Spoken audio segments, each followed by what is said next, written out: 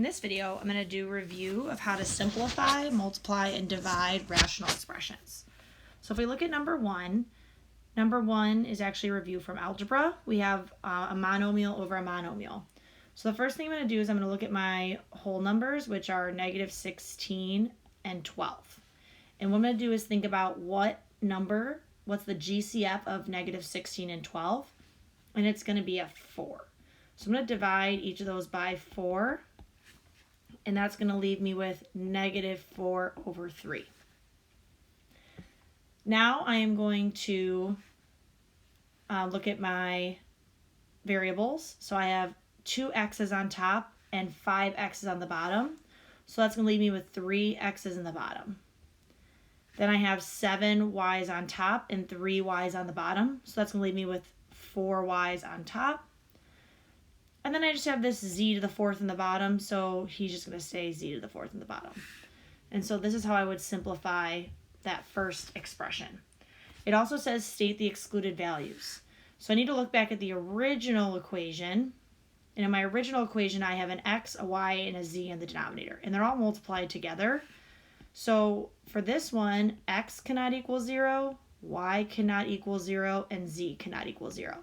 Because if I put 0 in for any of those numbers, or letters, it's going to make my denominator 0. So remember, excluded values are what make our denominator equal to 0, and we don't want that.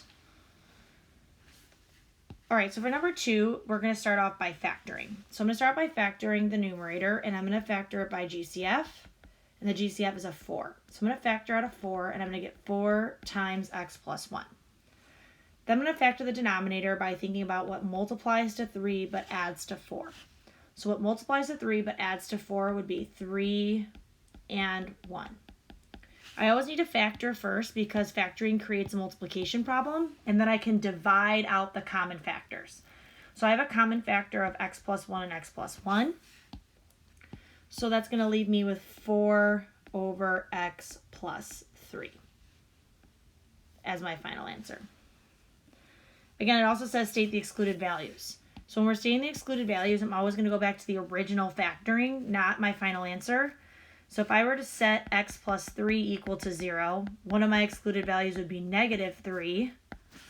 Doesn't want it to, and I would set x plus 1 equal to 0, and I also wouldn't want x to equal negative 1. So my 2 excluded values come from what would make my denominator 0, which would have been negative 3 and negative 1. In number 4, I'm going to do something similar. I'm going to start off by factoring. So I'm going to factor the top. So I'm going to think about what multiplies to 8 but adds to negative 6. So that's going to be negative 4 and negative 2. I'm also going to factor the denominator. So I need to think about what multiplies to negative 24 and adds to 2. So that's going to be positive 6 and negative 4. Once I create this multiplication problem, I can look at what will divide. So I can divide x minus 4 with x minus 4. So my final answer will be x minus 2 over x plus 6. But again, I'm going to state what my excluded values are, and those come from the original problem. So it looks like negative 6 and a positive 4 are what would make my denominator 0. So those are my excluded values. So these are my excluded values, and this is what my final simplified answer will be. All right, let's move on to multiplying and dividing. So it's going to be really similar. My first step is always going to be to simplify by factoring first. So in this first problem, I have a multiplication problem, so I'm going to start by factoring each part, and then I'm going to simplify. So if I factor this first part, I'm going to think about what multiplies to negative 8 and adds to negative 2. So that'd be negative 4 and positive 2. In the bottom, this is a GCF, so I'm going to factor out a 4, and I'll get 4 times m plus 2. Oh shoot, sorry guys. This should be in m, not in x. M.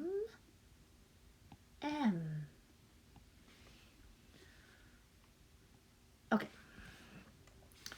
Now I'm going to factor this numerator over here, which is also a GCF, and my GCF is 2, so I'm going to have 2 times m minus 4. And then if I factor this denominator, I'm going to multiply to 12, but add to 7, so that's positive 4 and positive 3. So now I can look at simplifying. So if I have a binomial in the top and a binomial in the bottom, it'll divide. So for example, m plus 2 will divide with m plus 2. And it looks like that's actually the only thing that's simple. Oh, I take that back. I have a 2 in the top and a 4 in the bottom. So if I divide those each by 2, I'll be left with just a 2 in the bottom and a 1 in the top. So after I do that simplifying, it looks like I'm just going to have, let's use a different color, m minus 4 and m minus 4 in the top. So if I have two m minus 4s, that's going to be m minus 4 squared. Or if you write it as m minus 4 and m minus 4, that's fine too. In the denominator, I'm going to have a 2 and an m plus 4 and an m plus 3. So I'm going to have 2m plus 4, m plus 3.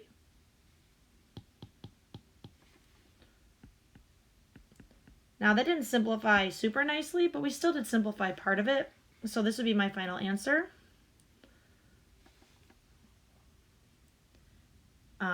We don't have to state the excluded values for this part because it didn't ask, but if we were going to, I'd look at the whole denominator. So this part of the denominator would tell me that m cannot equal negative 2. This part would tell me that it also can't equal negative 4 or negative 3. So those would have been my excluded values for this case. Now when I have division, I have to remember to stay, change, flip. So the first fraction is going to stay as it is. So I'm going to rewrite it as 24x cubed over 25y to the 5th times. So I'm changing this to multiplication, and then I'm flipping this second fraction. So I'm going to have 15y squared over 8x squared. Now I'm going to look to simplify things that are in the numerator and things that are in the denominator. So I'm going to first look at my numbers. So I have an 8 and a 24. So I can divide each of those by 8. And I'm going to be left with 3 and a 1. I can divide 15 and 25. I can divide each of those by 5. So I'll be left with 5 and 3. All right, then I'm going to look at simplifying my variables. So I have 3 x's on top and 2 x's on the bottom. So that means if I were to divide those, x to the third divided by x to the second, I'm going to be left with just 1 x on top. Then I'm going to do the same thing with my y's. So I have 5 y's on the bottom and 2 y's on top. So if I have 2 y's on top and 5 y's on the bottom, I'm going to be left with 3 y's in the bottom. So now I can just finish simplifying by multiplying across, be left with 9x over 5y cubed. And that would be my final answer, since none of my variables and none of my numbers will also simplify.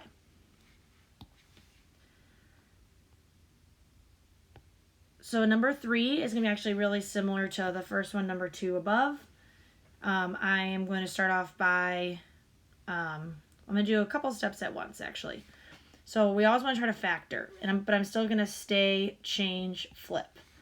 So the first one's going to stay, so I'm going to have x minus 7, and then I'm going to factor this denominator by taking out a GCF. So 4 times x plus 5 times, now this fraction is going to flip. So the numerator and denominator are going to swap spots. So this is going to go to the denominator. So I need to think about how that factors. Well, x squared minus 49 is going to factor into x plus 7, x minus 7.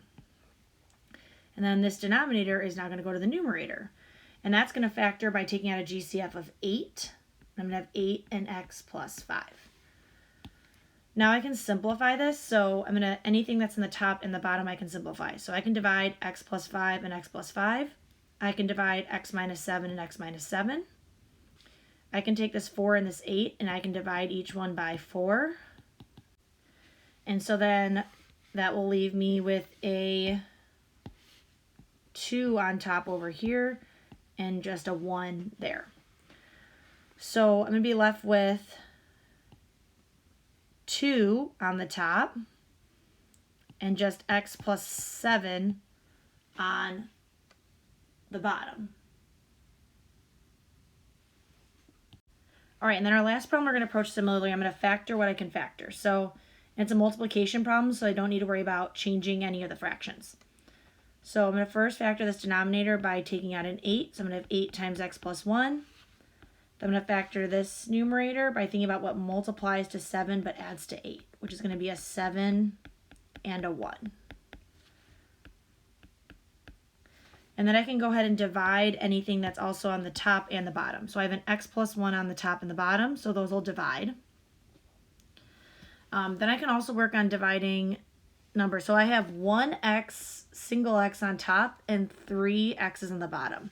So what will happen is this x will divide out, and this, instead of becoming an x cubed, will be an x squared. I can also do similar things with, so if I have a 4 and an 8, if I divide each of those by 4, I'll be left with 1 and a 2.